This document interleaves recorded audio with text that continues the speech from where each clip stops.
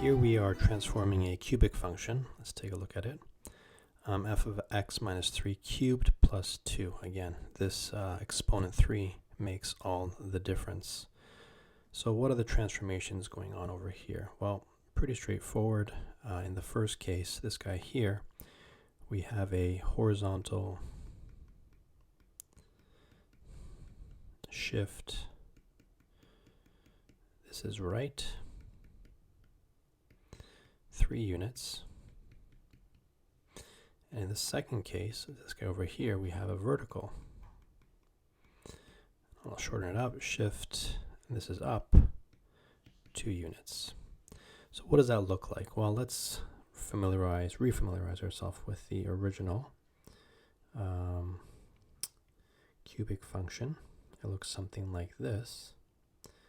Goes through here, and it goes through here.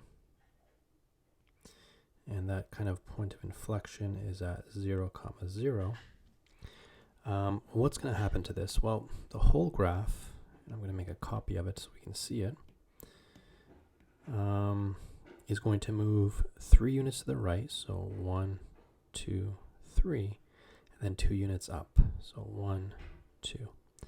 So our new graph is going to be roughly over here. Again, if you have grid paper, that looks more accurate, and go down here. So there is no stretch, no compression. In this graph, it's just a pure shift right and then up. And what is this? 3, and over here we have 2. So it's like the middle of the graph has been moved that way. There is another way to do this.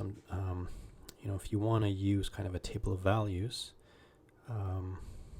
if you recall, x and y, if I put -2, -1, 0, 1, 2, I cube everything, so I'm going to get -8, -1, 0, 1, and then 8 over here. I mean, what I could do is actually, find out where all these new points are using this mapping notation for,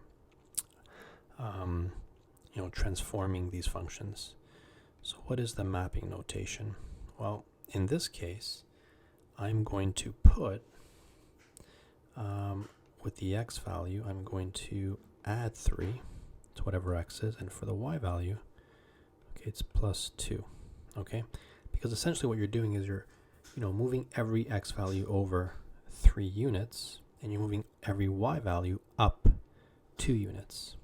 So if I were to take in, for example, let me apply this mapping transformation, this point here, right? I have the number -2, -8. What does that become? Well, it becomes 1, -6. Okay. I can then look at the point -1, -1. What does that become? That becomes, in this case, 2, 1.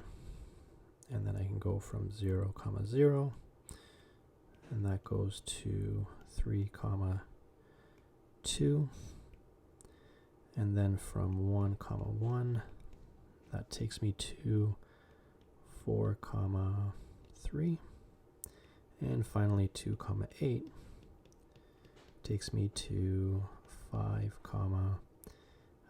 10.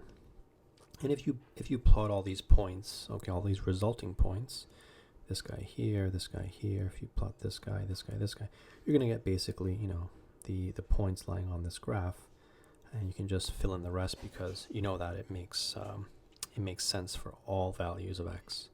So as far as the domain and range go, well, domain in this case is equal to the range, which is equal to,